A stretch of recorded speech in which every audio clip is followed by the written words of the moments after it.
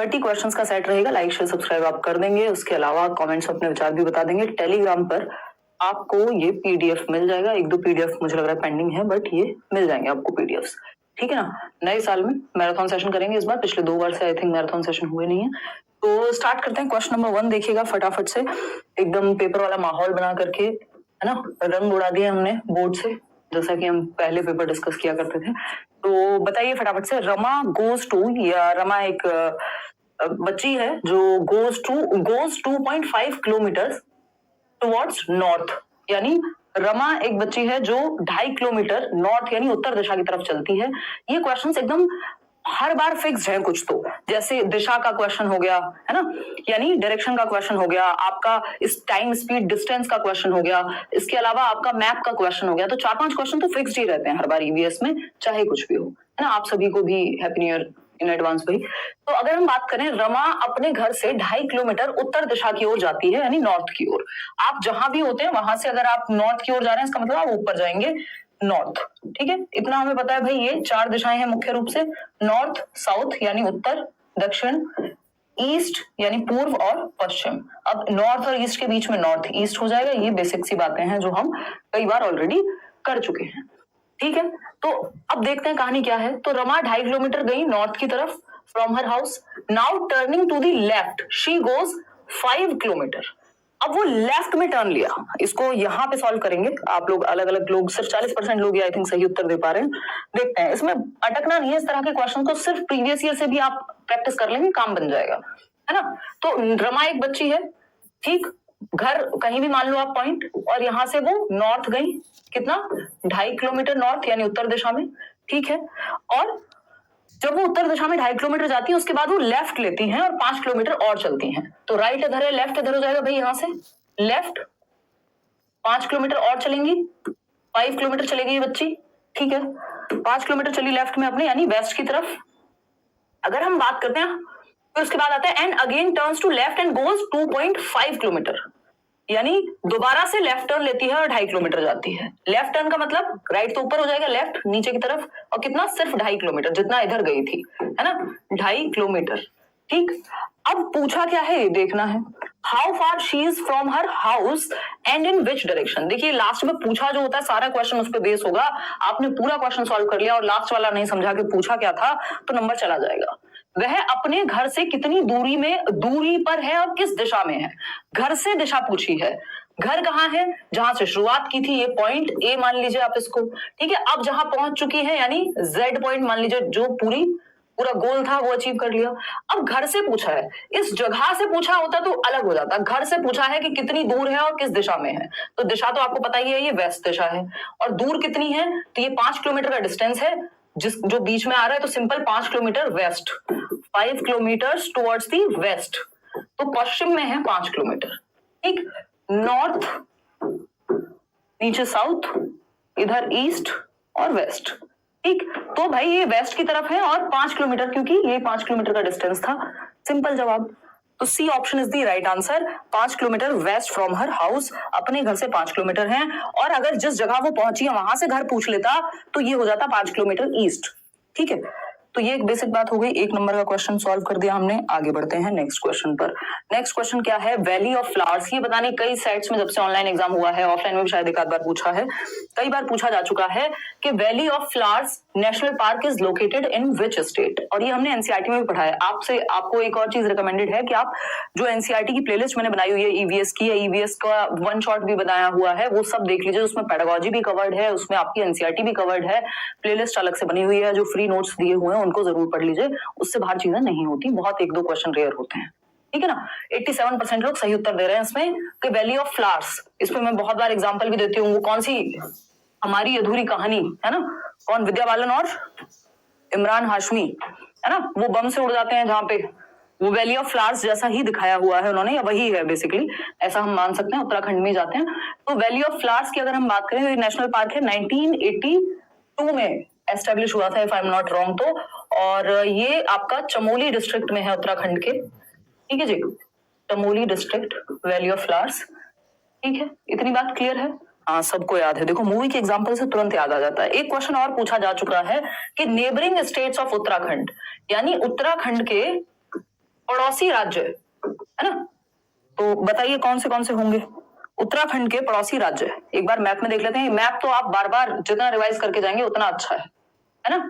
उत्तराखंड के पड़ोसी राज्य, भाई 28 राज्य हैं, 8 यूनियन टेरिटरीज हैं, ठीक। तो अगर हम देखें उत्तराखंड के पड़ोसी राज्य, तो यहां हम देख पाएंगे कि एक तो हो गया आपका उत्तर प्रदेश, बात ठीक है, उत्तर प्रदेश, फिर नेपाल को तो हम काउंट नहीं कर रहे ना, राज्य नहीं है वो।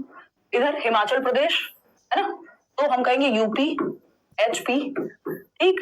इधर आपका हरियाणा है ना, HR, ठीक। इतनी बात क्लियर है। तो ये हमें थोड़ा सा आइडिया होना चाहिए कि अगर क्वेश्चन पूछ ले तो हम बता दें अलग अलग स्टेट की नेबरिंग स्टेट्स कौन से हैं, है ना। फिर जम्मू एंड कश्मीर ऊपर हो जाएगा। चलिए खैर आगे बढ़ते हैं, ये PDF में मिल भी जाएगा, इसको एक बार ध्यान से देख लीजिएगा। और ये भी हमें पता होना चाहिए, इस पे भी क्वेश्चन बनता है। AIB से मैंने आपको याद कराया हुआ है। AIB क्या है कि भारत के AIB अगर हम देखेंगे है ना, ये कई बार पूछ लेता है भाई, मेरी वो मैप वाली स्किल्स को थोड़ा अवॉइड करना।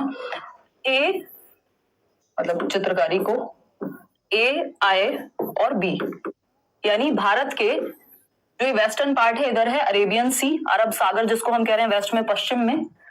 I यानी साउथ में क्या है, इंडियन ओशियन, ठीक है ना, साउथ में। और जिसमें हम कहते हैं कि भाई लास्ट पॉइंट है इंदिरा पॉइंट एंड ऑल।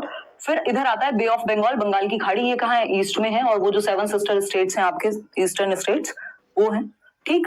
तो AIB अगर हम देखें अपने भारत के मैप को, तो अगर हम वेस्ट में देखें तो अरब सागर है, नीचे साउथ में देखें तो इंडियन ओशियन है, और ईस्ट में देखें तो बे ऑफ बंगाल है ना, पानी पानी है चारों तरफ। तो इतना हमें ध्यान रखना चाहिए कि अरेबियन सी नीचे, इंडियन ओशियन और बे ऑफ बंगाल ईस्ट में, ठीक। इसको उल्टा पुल्टा नहीं कर देना, नहीं तो गड़बड़ हो जाएगी। क्वेश्चन नंबर 3 देखिएगा एक बार, क्वेश्चन नंबर 3 देखिएगा एक बार और समझते हैं।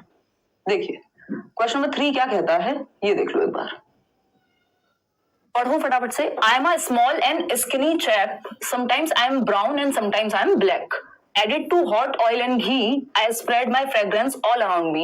When I am roasted, curd and jaljeera are favorite to me. Think and tell me who am I? बताइए एक बार। आइडेंटिफाई द स्पाइस एक मसाला है जो कहता है, एक पहेली दी हुई है किसी मसाले के बारे में, आपको वो मसाले को पहचानना है कि क्या है ये पहेली पूरा। मैं पतला सा पर छोटा हूँ, भूरा भी हूँ और काला भी हूँ, गरम घी और तेल में मैं खुशबू फैलाता हूँ, दही और जलजीरे में भून कर डाला जाता हूँ। बस इतने से तो आप समझ गए होंगे कि देखो हल्दी को तो दही और उसमें जलजीरे में कोई भून के नहीं डालता ना, ठीक है ना। और व्हाइट एंड ब्लैक भी नहीं होती, ब्राउन एंड ब्लैक भी नहीं होती हल्दी की अगर हम बात करें, है ना। दालचीनी की बात करें तो भी नहीं जा रहा है ये। तो आपको जैसे कहा गया था ऑयल एंड घी में अगर आप इसको बॉईल कर रहे हैं और क्या कर रहे हैं साथ में दही और जलजीरे में डालने की बात, तो अपने आप ही आप समझ जाएंगे कि ना तो ये लौंग हो सकती है, ना ये दालचीनी यानी सिनेमन हो सकता है, ये क्यूमिन सीड्स है यानी जीरा है। तो C option is the right answer. बहुत सारे क्वेश्चन तो कॉमन सेंस से ही सॉल्व हो जाते हैं, अगर आपने NCERT पढ़ी भी है तो उसी से आपको आइडिया लग जाएगा। तो ये है आपके जीरा राइस, बना दो भाई इनको यूज करके, है ना, जिसको हम जीरा या क्यूमिन कह रहे हैं, क्यूमिन सीड्स। देखिएगा क्वेश्चन नंबर 4 क्या है। Question number 4, which is the major component of CNG, जो हम कहते हैं भाई CNG क्या है, कंप्रेस्ड नेचुरल गैस। तो इसका मुख्य संगठक क्या है। बिल्कुल 62% लोग सही जवाब दे रहे हैं, methane is the right answer. CH4 कहते हैं if I am not wrong, तो है ना। तो इसका जो फॉर्मूला है मीथेन की अगर हम बात करें तो मीथेन मुख्य घटक है किसका, CNG का, कंप्रेस्ड नेचुरल गैस का। अगर पूछा जाए LPG जो लिक्विफाइड पेट्रोलियम गैस जिसको हम कहते हैं, वो आपका प्रोपेन और ब्यूटेन से मिलकर के बना होता है। अगर LPG पूछा होता तो उसमें मेजर कंपोनेंट जो है वो प्रोपेन और ब्यूटेन है, ठीक है। ईथेन जो है आपका फॉसिल फ्यूल्स, कोल के अलग अलग फॉर्मेशन में मिलती है। तो methane is the right word. यहाँ आगे बढ़ेंगे, ये CNG वही है जो ऑटो गाड़ियों में भरवा करके लोग घूमते हैं, है ना। मेरा एक दोस्त है अभी, तो वो हैदराबाद पोस्टेड है, तो मेरे को जब भी मैं CNG पढ़ती हूँ तो याद आ जाता है। वो कह रहा था कि एक काम कर, अपनी ऑडी में ना CNG लगवा ले यार तू, और फिर लिखी वैसे बड़ा बड़ा ओनली वन इन इंडिया, है ना। और मैंने कहा हाँ लाइन में भी लगा करूंगी, और फिर जाकर के, है ना, और लोग मुझे ऐसे लुक्स देखे जाया करेंगे, है ना। वो जाकिर खान का वो है ना कि भग गरीब की नजरों से देख के जाया करेंगे मेरे को। तो खैर ये तो हंसी मजाक की बातें चलती रहती हैं दोस्तों के बीच। देखिएगा, लेकिन ये सीएनजी पढ़ती हूँ तो मेरे को वही याद आता है ना, कंप्रेस्ड नेचुरल गैस। क्या है इसमें? मीथेन की मात्रा है, जो सर्वाधिक मेन कंपोनेंट जो है वो मीथेन है। ठीक, चलिए खैर आते हैं नेक्स्ट क्वेश्चन पे। और नेक्स्ट क्वेश्चन क्या है? Question number 5। क्वेश्चन नंबर 5 है, A student boarded a train on 29th September 2022। यानी एक स्टूडेंट है, कोई कह रहा है मीथेन ईथेन दोनों सीएनजी में होता है। मेन घटक पूछ रहे हैं ना हमसे, ऐसा तो फिर मतलब बहुत सारी चीजें मिल जाएंगी। मेन घटक जो मेनली ईथेन का अगर यूज है तो वो उस तरफ हम बात कर रहे थे, फॉसिल फ्यूल। मैम मेरे में पोल वाइट दिखता है, कोई बात नहीं, चलो जवाब दो फटाफट से अब इसी बात पे। क्वेश्चन नंबर 5 है, आज student boarded a train on 29 सितंबर 2022। 29 सितंबर 2022 को एक बच्चे ने या एक छात्र ने बेसिकली पेपर देने जाना होगा आपकी तरह सीटेट का, और 29 सितंबर 2022 को क्या किया? एक ट्रेन बोर्ड की, which started from Gandhidham railway station at 12:30 hours. मतलब क्या हुआ? And reached Thiruvananthapuram railway station on 1 October 2022 at 7 hours. ठीक है जी, बात सही है नहीं है? फिर अगर हम बढ़ते हैं, if the distance travelled by the train during this time interval is 2296 kilometres, the average speed of the train is approximately. बहुत पूछा जाता है ये, आपको क्या दे दिया? डिस्टेंस दे दिया गया। आपको पता है डिस्टेंस अपॉन टाइम बराबर क्या होता है? Average speed. तो एस डी टी मैं इसको बोलती हूँ, एस डी टी, यानी जो आपका स्पीड बराबर, यानी स्पीड बराबर डिस्टेंस अपॉन टाइम। तो हमको डिस्टेंस दिया हुआ है, कितना है वो डिस्टेंस? डिस्टेंस है हमारा 2296 किलोमीटर, और समय जो है वो हमें निकालना है कि 29 सितंबर की रात को 12:30 बजे ट्रेन यहाँ से डिपार्ट हुई है, और 30 सितंबर को हो जाएंगे 24 घंटे। फिर एक का अगर हम लगाएंगे हिसाब किताब, और एक की सुबह 7 बजे पहुंचेगी, तो आई थिंक 42-42.5 घंटे के आसपास का निकल करके आएगा। और उन 42.5 घंटों को अगर हम कर देंगे डिवाइड, तो आंसर आएगा 54 किलोमीटर प्रति घंटा की रफ्तार। तो C option is the right answer. आगे बढ़े भाई, आगे बढ़े नेक्स्ट क्वेश्चन की तरफ। बहुत ही बढ़िया, चलिए फटाफट से देखेंगे। और नेक्स्ट क्वेश्चन है आपका क्वेश्चन नंबर 6, इसको मॉक टेस्ट की तरह ही लेकर के चलेंगे। क्वेश्चन नंबर 6 है, your house is located at x. यानी आपका घर है जो एक लोकेशन है एक्स, वहां पे लोकेटेड है। Your house is located at X and your school is located at Y. यानी घर है एक्स पॉइंट पर और वाई है आपका school. And there is no straight road between X and Y. यानी कि कोई स्ट्रेट रोड नहीं है एक्स एंड वाई के बीच में। So in order to reach the school, you first go to A। अब आप डायरेक्ट नहीं जा सकते, लेकिन ऑपोजिट हैं दोनों, है ना? तो अब आपको पता है कि पहले आप कहां जाएंगे? A पॉइंट पे जाएंगे, which is 60 metre due north of X। यानी आपको क्या करना है यहाँ पे? यू फर्स्ट गो टू, आपका घर है लोकेटेड X पे, घर कहाँ लोकेटेड है? X पे, और स्कूल है Y पे। ठीक है, यानी बच्चा जो है वो अभी स्कूल, एक मिनट रुकना यार, एक्स पे होम होगा, हाँ, और वाई पे स्कूल। एक्स और वाई दो पॉइंट हैं, एक्स पर होम होगा यानी घर है बच्चे का, और स्कूल है वाई पॉइंट पर। अब ये बच्चा जाता है और पहले क्या करता है? ए पॉइंट की तरफ जाएगा, और ए पॉइंट किधर है? नॉर्थ ऑफ एक्स में। यानी जहां से भी आप मान लेंगे वहां से एक्स हो जाएगा, और इसका नॉर्थ 60 मीटर गया बच्चा, ये आया ए पॉइंट पे। ठीक है बात, ए पॉइंट आ गया। उसके बाद then go to B point which is 25 metre due east of A. अब ए का ईस्ट कौन सा होगा? ए का ईस्ट यही होगा ना, 25 मीटर ए में चला गया, ये बी पॉइंट आ गया। ठीक है जी, 25 मीटर, क्लियर है बात? Then go to C which is 100 metre. C पे जाएगा आप बी से, जो कि 100 मीटर नॉर्थ ऑफ बी है। नॉर्थ ऑफ बी क्या होगा? ये है 100 मीटर नॉर्थ ऑफ बी, है ना, 100 मीटर, और सी पॉइंट आ गया। ठीक है बात, ये आप खुद से सॉल्व करेंगे तो आसानी से हो जाएगा। North of B, and finally you reach your school which is 25 metre due west of C. अब वेस्ट ऑफ सी है, वेस्ट ऑफ सी मतलब पश्चिम में है सी के, कितने? 25 मीटर। तो बस यही 25 मीटर का तो डिस्टेंस था जो नीचे भी कवर किया था, इतना ही 25 मीटर आपको वेस्ट में जाना है। अब ये क्या स्कूल आ गया ना? हाँ, स्कूल आ गया आपका, सिंपल, यानी वाई पॉइंट पे आप पहुंच गए। अब पूछा क्या है ये जानना जरूरी है। पूछा है हमसे with respect to your school the correct direction of your house. School की लोकेशन से घर की लोकेशन पूछी है, ऐसा नहीं पूछा, घर से स्कूल नहीं पूछा जैसे पहले स्कूल में पहले वाले क्वेश्चन में था, है ना। तो स्कूल की लोकेशन से घर की दिशा पूछी है, सिंपल। क्या हो सकती है भाई? घर की दिशा स्कूल की लोकेशन से। घर तो ये था x, ये x है ना, और y यहां पे है। सिंपल आपसे पूछी है क्या घर की दिशा बस ये 25 मीटर बिल्कुल बराबर होने चाहिए ताकि कंफ्यूजन ना हो, है ना। ये हम कह रहे हैं y है। अब यहां से घर की दिशा किधर होगी? बिल्कुल साउथ में होगी। और साउथ में कितनी दूर होगी? ये 100 मीटर की दूरी पे होगी। बात ठीक है या नहीं है? देखो एक बार क्वेश्चन ने क्या पूछा ये देख लेते हैं। तो आंसर क्या होगा देख लो एक बार, सी ऑप्शन। क्योंकि इधर उधर जाना ही नहीं है ना तो इसको इधर वेस्ट की तरफ मुड़ना हुआ, ना घर के लिए ईस्ट की तरफ मुड़ना हुआ, एग्जैक्ट साउथ में है नीचे की तरफ। दूरी तो हमसे पूछी नहीं है, नहीं तो ये 100 मीटर ये लगा लेते हैं हम और 60 मीटर ये लगा लेते हैं, 160 हो जाती, ठीक है ना। तो हमें पता है कि ये सीधा नीचे की तरफ जाना है, यानी दक्षिण की तरफ जाना है, साउथ की तरफ जाना है। तो आंसर क्या हो जाएगा? Due south, due south. इतनी बात क्लियर है? B option is the right answer, यानी दक्षिण, ठीक दक्षिण दिशा में होगा जो घर है स्कूल से। स्कूल से पूछा है, ये जरूर ध्यान रखना है कहां से पूछा है, किसके सापेक्ष में पूछा है। क्वेश्चन नंबर 7 देखिएगा, select from the following a pair of birds having excellent sight and can distinctly see things from a distance 4 times as far as we can. ये क्वेश्चन पता नहीं कितनी बार पूछा जा चुका है, एनसीईआरटी का सिंपल क्वेश्चन है।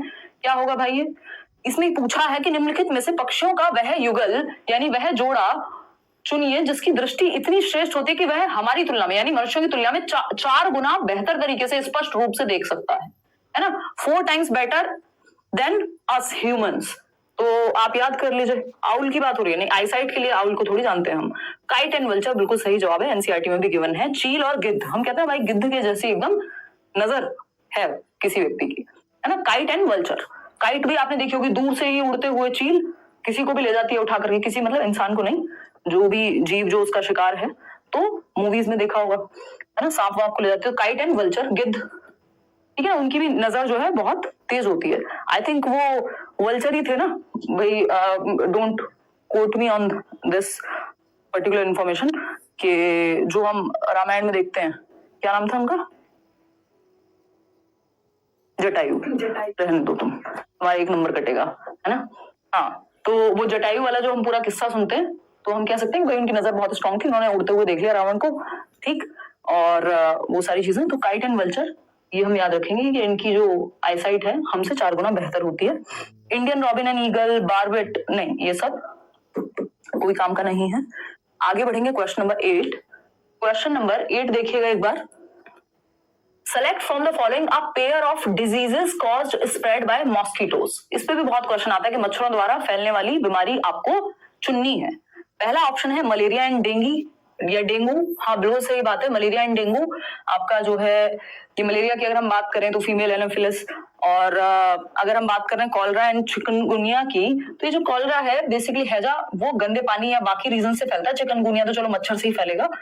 अगेन ये हैजा यहाँ नहीं आएगा, मलेरिया तो ठीक था, चिकनगुनिया ठीक था, लेकिन टाइफाइड जो है मच्छर से नहीं होता, इन्फेक्शन है एक तरह का। तो मलेरिया एंड डेंगू जो है यहाँ सही आंसर है कि मच्छर से फैलने वाले रोग हैं।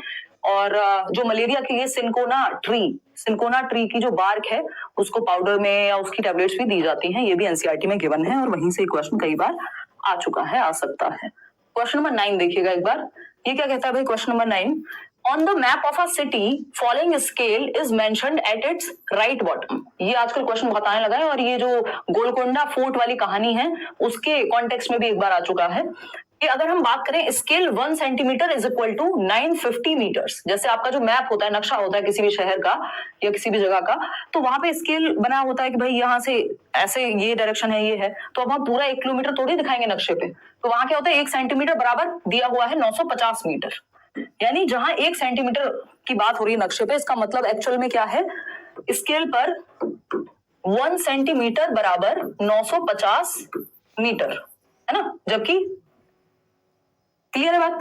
If on this map the measured distance between any 2 places is 19.2 centimetre, यानी इस मैप पर अगर हम देखें जो मेजर डिस्टेंस है, जो मापी हुई दूरी है, वो है 19.2 सेंटीमीटर की।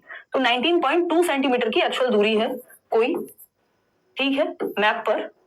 क्लियर है? The actual distance between the two places is approximately, अब आपको एक्चुअल डिस्टेंस फाइंड आउट करना है, जो जगह मैप पे 19.2 सेंटीमीटर दिखाई गई है वो एक्चुअल में कितनी होगी। तो आपको पता है 1 सेंटीमीटर बराबर 950 मीटर, तो आपको ये देख लेना है 19.2 सेंटीमीटर में आप 950 मीटर से क्या कर देंगे, गुणा कर देंगे, और निकल करके आ जाएगा कुछ तो आपका कितना, आई थिंक 18,000 समथिंग मीटर आ जाएगा। और आपको पता है 18,000 मीटर, और यहाँ पे ऑप्शन मीटर में नहीं है किलोमीटर में है, तो आपको पता है 1 किलोमीटर में 1000 मीटर होंगे और समथिंग, तो आप उसको 1000 से डिवाइड कर देंगे, और 18,000 को जब आप 1000 से करेंगे डिवाइड तो 18 किलोमीटर आ जाएगा सही उत्तर। तो ये आसानी है, बस थोड़ा सा मल्टीप्लिकेशन लगाना है, बाकी कोई खास ऐसी बड़ी चीज इसमें नहीं है। तो D option is the right answer over here, B नहीं होगा भाई।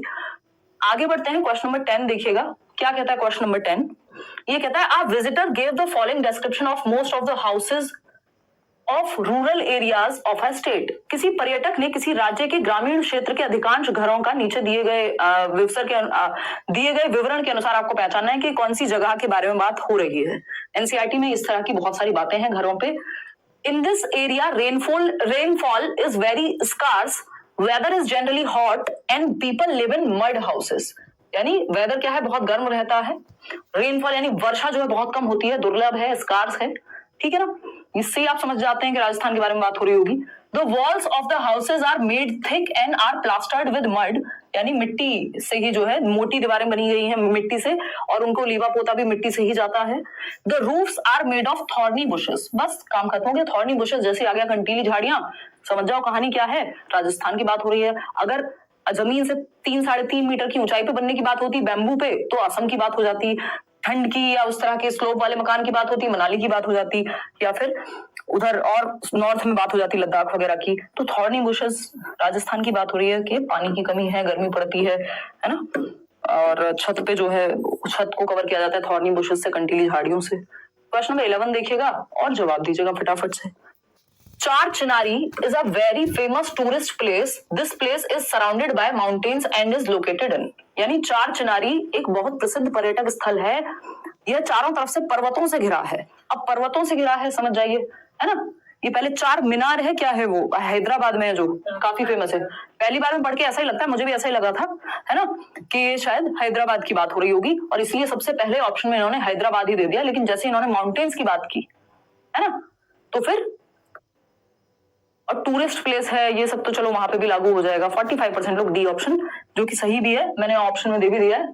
यहाँ आपको Srinagar is the right answer, यानी डल लेक में है ये प्लेस। चार चिनारी या चार चिनार भी कह देते हैं, ये चिनार इसका नाम है इन पेड़ों की वजह से कि चिनार के पेड़ यहाँ पे होते हैं। ये आइलैंड है अपने आप में बेसिकली, डल लेक में जो है एक जगह है चार चिनारी। जाएंगे कभी, अभी तक तो नहीं हुआ जाना। तो श्रीनगर यानी जम्मू एंड कश्मीर में है, ठीक है जी। चलिए आगे बढ़ते हैं, क्वेश्चन नंबर 12 पर चलते हैं। अब तो खैर वहां पे भी बाइफर्केशन है, तो हम जम्मू और लेह को अलग अलग बांटने वाली बात है। क्वेश्चन नंबर 12 पे आइए। Select from the following an animal whose sense of hearing is so sharp that it can make out the difference between the rustling of leaves and the sound of an animal moving on the grass. यानी निम्नलिखित में से उस जानवर को चुनिए जिसके सुनने की संवेदन शक्ति इतनी तीक्ष्ण है कि वह पत्तों के हिलने और घास पर किसी जानवर के चलने में अंतर कर सकता है। ये क्वेश्चन पता नहीं कितनी बार पूछा जा चुका है अलग अलग तरीके से। भाई आपको पता है, अगर हियरिंग पावर की बात करें और हियरिंग पावर में भी जब ये बता दे कि रसलिंग ऑफ लीव्स, पत्तों की खड़खड़ाहट, और एक एनिमल के चलने की आवाज है, इन दोनों में अंतर पता कर सकता है। यानी पत्तों की आवाज है या फिर कोई एनिमल चल के आ रहा है, इतना शार्प सेंस ऑफ हियरिंग है, हमसे बहुत बेहतर सेंस ऑफ हियरिंग है, तो ये टाइगर है ना। टाइगर के बारे में पूरी कहानियां हैं एनसीईआरटी में, अगेन प्लेलिस्ट से देख लीजिएगा, ईवीएस की प्लेलिस्ट में पूरी कहानियां दी हुई है मैंने, यूट्यूब पे आपको मिल जाएगी। क्वेश्चन नंबर 13 देखिएगा या फिर फ्री नोट्स पढ़ लीजिएगा, काम बन जाएगा। Which of the following pair is correct, यानी कौन सा जोड़ा सही है। वीट एक टैप रूट है यानी मूसला जड़ है, मेज जिसको हम मक्का कहते हैं वो कैरेट यानी टैप रूट है, कैरेट मूसला जड़ है, या बैम्बू टैप रूट है, बताइएगा। टैप रूट बेसिकली नीचे जमीन में जाती है सीधे, और बाद में जाकर के और कई सारी जड़ें उनमें से निकलती हैं, ठीक है ना। तो आंसर यहाँ पे कैरेट ही है बिल्कुल, या तो कैरेट, मूली, इस तरह की जो रेडिश है आपकी, गाजर क्या है, मूसला जड़ है। अगर गेहूं की बात करें तो इनको फाइबर रूट्स बोल देते हैं। ये तो ऊपर की तरफ ही निकलते हैं, बाकी की अगर हम देखेंगे तो, और ये जमीन में नीचे होंगे, जो कि कैरेट है यहाँ पे। जो टैप रूट इसीलिए कह रहे हैं उसको, जमीन के नीचे जो है सीधे जाकर के। देखिएगा question number 14, consider the following statement about the name desert oak, यानी रेगिस्तानी ओक ट्री के बारे में आपको सही चीजें पहचाननी है। पहला ऑप्शन है, क्या है पहला option, this tree is found in the desserts of Abu Dhabi, कि ये ट्री जो है, ये वृक्ष आबू धाबी के रेगिस्तानों में पाया जाता है ना।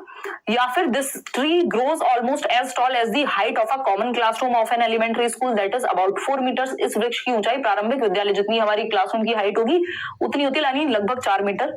It's roots go deep into the ground till they reach the water level. The length of the root of this tree is about 50 such trees laid down in a line end to end and one after the other. यानी roots की लंबाई इतनी होती है कि 50 trees को एक साथ लगा दिया जाए लिटा करके तो उतनी लंबाई है। सी ऑप्शन आप लोग कह रहे हैं, जो कि सही भी है, क्योंकि इसमें सिर्फ पहले वाला गलत है कि आबू धाबी में पाया जाता है। डेजर्ट ओक जो है वो ऑस्ट्रेलिया में पाया जाता है। कहाँ? ऑस्ट्रेलियन डेजर्ट्स में, ठीक है ना। तो ये आबू धाबी में तो वो डेट्स का जो खजूर वाले पेड़ है वो मिलते हैं। तो आंसर बी, सी और डी। तो बी, सी, डी कहीं है ऑप्शन में? B, C, D. अच्छा, ई भी तो है, तो B, C, D, E, B, C and E नहीं, डी होगा नहीं इसमें। डी का रीजन ये है कि ये 50 पेड़ नहीं 30 पेड़ होते हैं यहाँ पे, 30 सच ट्रीज, 50 नहीं 30। तो बी, सी और ई, बी, सी, ई कहाँ है? सी ऑप्शन में। इतनी बात क्लियर है? कोई दिक्कत, परेशानी, दर्द, समस्या यहां तक हो तो बता दीजिए। नेक्स्ट क्वेश्चन पे बढ़ते हैं फटाफट से। निशा जी पोल की तैयारी कर लो, आगे बढ़ते हैं। क्योंकि 50 अभी रुक जाना एक मिनट, अभी इसके बारे में थोड़ी सी बात कर लेते हैं। देखो एनसीईआरटी में गिवन है, डेजर्ट ओक पे चर्चा हम पहले भी कर चुके हैं। अगर हम बात करें, ये सारी बात बिल्कुल एग्जैक्टली दी हुई है। अगर बड़ा क्वेश्चन बनता है तो इसको ऐसे ही टैकल करना है कि जो डेजर्ट ओक है यानी रेगिस्तानी ओक जिसको हम कह रहे हैं, इज अ ट्री जो कहाँ मिलता है? ऑस्ट्रेलिया में मिलता है। It grows almost as tall as your classroom wall, जो उन्होंने दिया भी हुआ था, बिल्कुल एक क्लासरूम की ऊंचाई जितनी इसकी ऊंचाई होती है, ठीक है ना। अगर हम, कोई कह रहा है रिकॉर्डेड प्रीवियस वीडियो है, अरे भाई पढ़ लो, पेपर है। इतनी रात को मैं अपना संडे, आप उसको ये कह लो कि मतलब मैं छुट्टी कर सकती थी, आराम कर सकती थी, वो सब इधर उधर करके मैं 9:30 बजे आपके साथ यहाँ पे जुड़ी हुई हूँ, इस तरह की बातें लिखते हो बुरा नहीं लगता। It has very few leaves, या फिर ये सिर्फ कॉमेंट पढ़वाने का एक तरीका है। It has very few leaves, मैंने पहले दिखाया भी हुआ है। डेजर्ट ओक में क्या है? बहुत कम पत्तियां होती हैं, ठीक है जी। ये सब काम नहीं होता, प्री रिकॉर्डेड वीडियोस लाइव में चल रही है, रिकॉर्डेड है तो रिकॉर्डेड चलेगी, है ना। या आजकल हम यूट्यूब पे ये भी सुनते हैं कि टेढ़े मेढ़े तरीकों से लाइव व्यूअर्स लाने वाली चीजें, और ये सब, इन सब से बहुत दूर हैं हम, तभी इतने सालों से सस्टेन कर पा रहे हैं। It has very few leaves, guess how deep its roots go down. अच्छा भाई, बहुत कम लीव्स होती हैं, पत्तियां कम होती हैं इस पे, एक ये इसकी विशेषता है। लेंथ कितनी? अबाउट 30 सच ट्रीज, इन्होंने 50 कर दिया था, 30 को तो कोई भी इसमें फंस सकता था, ठीक है ना। In a line end to end, वो बात सही है। That is how long the roots of this tree can be. These roots go deep into the ground, ये जो रूट्स होती है इस ट्री की, डेजर्ट ओक की, वो पानी में बहुत डीप जाती हैं। और जब रेगिस्तान में लोगों को पानी की कमी पड़ती है तो ये लोग इसकी ट्री ट्रंक में पाइप लगा करके पानी निकाल लेते हैं या यूज करते हैं, उसको ड्रिंक भी कर सकते हैं, मतलब पाइप यूज करके ट्री ट्रंक में, जो पेड़ का तना है उसमें, क्योंकि वो रूट्स में स्टोर्ड रहता है पानी। तो ये इंपॉर्टेंट है, बहुत बार पूछा जा चुका है, ठीक। ये आपको एज इट इज मिल जाएगा अपने, ये जो पीडीएफ मिलेगा उसी में, ठीक है। चलिए आते हैं नेक्स्ट क्वेश्चन पे। क्वेश्चन नंबर 15 देखिए और जवाब दीजिए, फटाफट से दे दीजिए। पोल वाली दीदी से पढ़ना है, आ जाओ पोल वाली दीदी।